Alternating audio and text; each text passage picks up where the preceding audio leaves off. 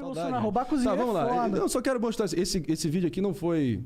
Tá tocando o volume? Não tá. Põe na TV. Na TV? Não. Põe aí. Aumenta o volume aí. Volta aí, Bom, volta. isso aí na minha sala. Para pra pensar. Na minha sala. Vídeo que não foi ao ar. Mas pra mim é muito revelador, né? Tá tocando? Não tô ouvindo. Não tô Tô ouvindo. ouvindo também não. Não tá tocando. Pô, tu é burrão, hein, Jean?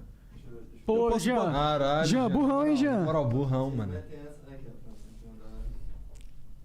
Sempre tem uma desculpa. É, mas. Agora Ah. foi. Esse é o candidato que 57 milhões votaram, olha. O Brasil tem tudo para ser uma grande nação.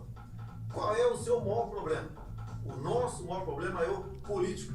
São as indicações políticas. É o toma lá, dá cá. E as consequências desse tipo de fazer política é a ineficiência do Estado e a corrupção. Tem que jogar pesado nessa questão, valorizar a sua Polícia Federal. valorizar o seu Ministério Público. Os homens que realmente vão atrás Desses que temem roubar a nação. Temos que jogar pesado na questão da educação. Os currículos escolares não podem continuar com ideologia de gênero ou com doutrinação. No tocante à segurança, é a mesma coisa. Você não pode continuar com essa segurança. Enfim, esse aí já tá bom já. Esse é lá a sua casa, então, isso aí. Sim, na minha sala. Bom, esse aí. Bom, eu que. Esse é o Bebiano. Pausar. Bom, só pra elucidar, meu irmão, o cara tá no colo do Centrão. Acho Sim, que tá bem cara. configurado que ele é um estelionatário eleitoral. Sim, com certeza. Beleza, mas eu não quero. Nós não quero parecer ingênuo, que eu acho que a política é uma casta de anjos ali em prol do Brasil. Mas o Bolsonaro é bem não assim. teve punho firme. Na hora que ele falou, tem que pegar pesado, ele pegou pesado ao contrário. Mas ele fez toda uma articulação para blindar o próprio filho, no caso que estava incorrendo. Então, o problema é exatamente. que veio à tona isso logo no início do Tinha governo que dele. jogar né? pros leões mesmo que se foda. Deixa o filho se fuder, mano. Se reelegia com 80%. Mas sabe qual que é o enfim, problema? também- mas É que aí se o filho você se tocou num ponto fudesse, ele interessante. ia pegar o Bolsonaro também. Você acha que ele não tá no Você meio? Você tocou num ponto interessante, jogava pros leões. Eu tinha essa impressão que, pô, talvez ele é o cara, ele é o bastião da moralidade, ele é o arauto da moralidade. Ele vai, de fato, colocar o Brasil nos trilhos éticos, finalmente. Bom, fato é que esse vídeo aqui foi gravado 6 dias antes do Bebiano falecer. A gente tinha ensaiado e tinha feito um dia de gravação, que a gente estava se mudando da minha casa, que é essa aí, e a gente chegou a convocar um grande diretor chamado Bruno Barreto. Ele fez a gravação e estava ensaiando, talvez, promover isso e vender, enfim, criar literalmente um documentário para poder literalmente contar a verdade que aconteceu dentro da minha casa. E muitas pessoas tentam diminuir, dizendo que não, ele foi eleito na esteira, enfim, só das redes sociais, mas ninguém sabe o que foi 55 pessoas trabalhando até 4 horas da manhã numa academia, quando você saiu de 7 segundos para 30 minutos, né? Então, e esse cara, meu irmão, esse cara comeu pedra, eu vi ele padecendo, meu irmão, esse cara me deixou lições humanas perenes, para sempre. Então, qualquer assim, frustração e decepção que eu tenho hoje em dia é 100% em função do que foi feito com ele. Eu vi o calvário que ele teve que enfrentar. E esse momento, ele, por acaso, de todos nós, era eu, ele e meu pai, acho que ele foi o único que gravou um depoimento individual naquele dia. E assim foi feito e acabou que foi muito... ficou para a posteridade, né? Tanto que 6 dias depois ele veio a óbito. Mas nesse momento aqui, acho que revela um pouco dessa dúvida que fica. Será que o Bolsonaro de fato é o La Família é primeiritar, que tem que prevalecer a família? Ou ele seria o cara que teria grandeza e cortaria na própria carne? Então acho que esse depoimento é um pouco longo, mas acho que é bem revelador. Eu acho que em primeira mão aqui no Flow, estou mostrando aqui. Eu quero ver também, estou curioso.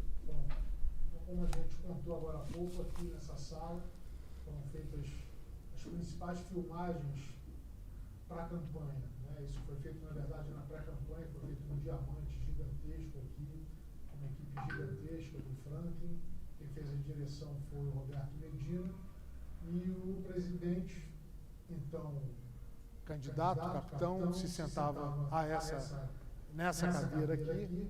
E aqui foi feito um material grosso que depois foi usado na campanha, nessa sala aqui. Eu queria mostrar para vocês uma saleta de televisão que tem ali, aqui na casa do Paulo, onde nós tivemos conversas assim muito interessantes, as conversas mais profundas, volta e meia.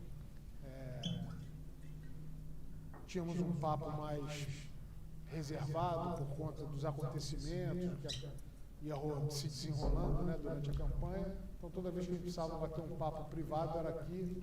Eu entrava aqui com o Jair, fechava essa porta aqui, trancava e nós ficávamos à vontade aqui, né?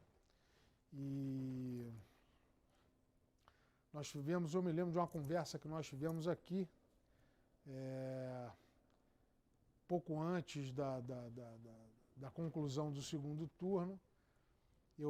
Foi marcado um encontro nosso aqui de manhã e eu me atrasei, eu cheguei um pouco tarde e o Jair já estava aqui. E aí eu desci, encontrei o Paulo falou, olha, ele quer falar com você reservadamente, está lá na sala de televisão. Eu vim para cá, o ar-condicionado estava ligado, televisão ligada aqui, ele assistindo alguma coisa, um videotape de futebol. Essa porta eu fechei, tranquei, eu me lembro que ele estava sentado aqui, eu puxei essa banqueta e eu me sentei aqui, de frente para ele sentado ali. Eu também queria conversar, eu já vinha pensando em ter uma conversa com ele. Eu me sentei aqui nesse puff e assim, muito próximos, né? Ele sentado aqui nessa poltrona, eu me lembro que eu me debrucei aqui e a conversa começou e ele virou para mim e falou assim, Gustavo, você está isso aqui para se tornar o próximo ministro da Justiça. Só que você precisa alongar o seu pavio, você tem um pavio muito curto. E no mundo político você tem que ter muita tolerância, você não pode pisar no calo de um deputado federal, de um senador, porque um movimento errado desse pode abrir uma crise com um final imprevisível para o governo, né? Então, eu confio em você, me fez muitos elogios e disse que eu estava assim para ser o próximo ministro da Justiça. E já havia um zum nesse sentido, eu nunca tinha pedido nada para ele. Na verdade, essa ideia nasceu, eu não sei se foi da cabeça do deputado Julian Lemos, quem foi, havia um zum, mas nunca tínhamos tido uma conversa assim de forma direta. E nesse dia eu falei para ele que eu não sabia se eu estava preparado para a função, não sabia se era isso que eu queria, não sabia se seria essa a melhor contribuição que eu poderia dar para o meu país e para o governo dele. Botei as mãos assim, uma mão em cada joelho dele aqui e disse assim, capitão, só tem uma coisa que eu lhe peço, eu não faço questão de nada, eu nunca lhe pedi nada, mas tem uma coisa que eu quero lhe pedir, lhe dizer, a única coisa que eu não estou preparado é para ser deixado pelo caminho. Eu gosto de servir, mas eu não estou disposto a ser usado. E em alguns momentos fica uma pulga, uma dúvida, uma pulga atrás da orelha, se eu estou sendo usado ou não, porque eu estou me doando faz 2 anos. E mencionei alguns episódios que estavam me desagradando naquele momento. E ele deu a palavra de honra dele que isso não aconteceria, que ele, como bom militar, com uma formação, né, o caráter forjado pelas Forças Armadas, que ele jamais deixaria um soldado pelo caminho. Dito isso, eu falei para mim, está tudo bom, eu quero ajudar da melhor forma, estou pronto para jogar em qualquer posição. Eu só não estou pronto para ser deixado pelo caminho. E essa foi uma das conversas que houve. Eu me lembro de uma outra conversa, dessa vez ele estava sentado ali, no sofá, nessa parte de trás. E nesse dia estávamos eu, ele e o hoje deputado Julian Lemos da Paraíba, que foi uma das pessoas que mais se dedicou, que mais o ajudou o presidente, mais ajudou o Jair a chegar lá, né? O Julian coordenou a campanha em todo o Nordeste, foi precursor naquela região, que é muito difícil, né? Uma região tradicionalmente do PT. Estávamos nós 3 aqui. E num dia anterior o Carlos tinha irritado muito a todos nós por conta de ataques infundados, gratuitos, que ele tinha feito nas redes sociais em relação a uma série de pessoas, inclusive pessoas da equipe de comunicação que trabalhavam muito aqui para que o projeto fosse bem sucedido. E o Carlos disparou a metralhadora giratória por conta de ciumeira. E nesse dia o Jair virou para mim e falou assim: "Ô, Gustavo, processa ele.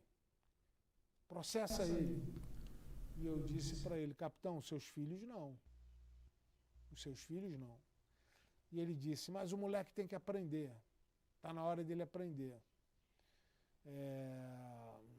Talvez eu tivesse sido um acerto ter seguido a orientação dele, processado o Carlos, talvez se ele tivesse tomado um susto, amadurecesse um pouco, porque ele não tem a mínima ideia do mal que ele faz às pessoas. Mas, enfim, houve várias conversas aqui, toda vez que era preciso, como eu disse, um papo mais privado, tratar de um assunto com maior reserva, nós vínhamos para cá, fechávamos essa porta e conversávamos aqui. Além disso, principalmente depois da facada, aqui era o lugar em que ele dormia, ele descansava depois do almoço. Ele precisava repousar, não dava para manter o ritmo frenético que nós imprimíamos antes do incidente, da facada. Então, invariavelmente, ele chegava aqui no final da manhã, início da tarde, almoçava, depois sentava aqui, nós botávamos futebol para ele assistir, fechávamos as cortinas, ligávamos o ar-condicionado e ele dormia aqui, descansava até estar recuperado para continuar as entrevistas e gravações e tudo mais. E 6 dias depois ele veio a falecer com um ataque cardíaco fulminante em Teresópolis. E essa parada aí? O que vocês pensam sobre isso? Bom, eu acho que É normal, coisa da vida? Fica permanente dúvida na minha cabeça se ele é capaz de tacar um filho dele para os leões. Acho que isso está claro que não é o caso. Na mesma medida que ele, no momento reservado com o braço direito dele naquela época, foi capaz de sugerir e até de incentivar um interessante processo. isso. Eu acho que ele é um puta cara atormentado, entendeu? Eles vivem ali num síndrome de conspiração permanente, achando que... Faz sentido. Entendeu? E tem muita coisa mal resolvida no passado deles, mas também não vou ficar aqui bancando psicólogo. O fato é o seguinte, no plano moral, o que esse cara fez... Eu fui testemunho ocular 2 vezes durante a campanha. Na minha casa, o Bolsonaro ali num momento singelo mesmo, assim. Para tudo. Você via que ele tinha uma gratidão, um puta afeto pelo Bebiano e falou: se não fosse por esse cara aí, jamais teria chegado onde eu cheguei. Ali para mim foi emblemático, entendeu? Para ver o peso que pelo menos parecia que o nosso presidente dava à presença e à influência e à importância que o Bebiano tinha no entorno dele. E não poderia ser diferente também, porque esse cara, cada buraco que esse cara dormiu, ele deixou de ver o pai falecer também, só para estar numa agenda oficial em Roraima de campanha.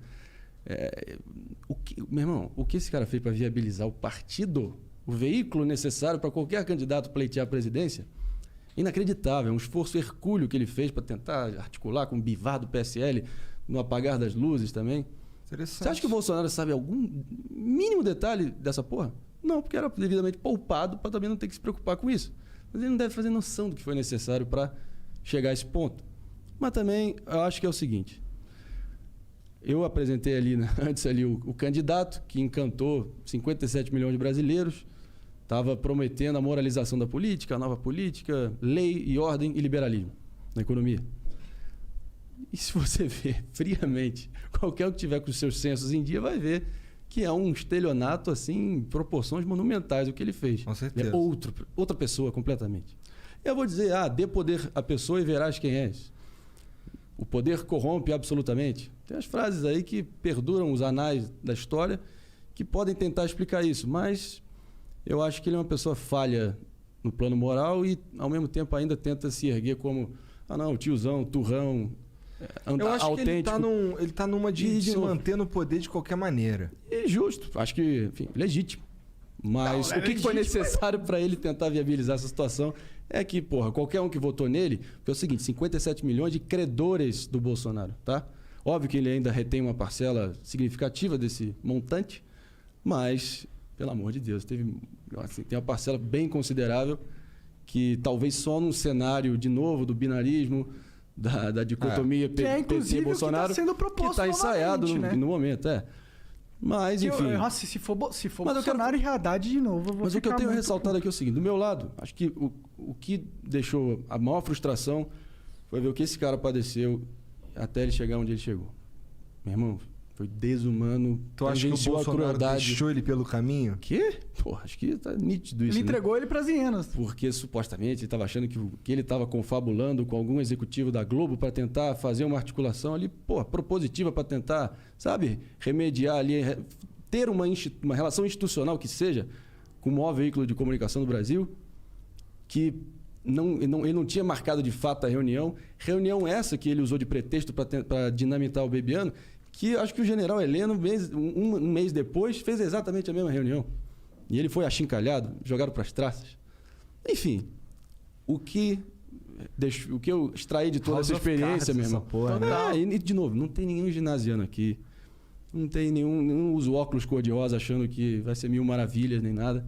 A gente sabe que a política é esporte de contato, mas ao mesmo tempo tem valores humanos básicos, elementares, essenciais, de decência, de mínima gratidão, que ele feriu num grau, meu irmão, que eu nunca vi e espero nunca mais ver na minha vida. Puta, isso é muito louco ouvir de você, que é o cara que cedeu a casa pro cara fazer. Meu irmão, gastamos 700 quilos de filé mignon Isso, é uma grana, pra alimentar todos os do segurança pra encher o bucho do cara.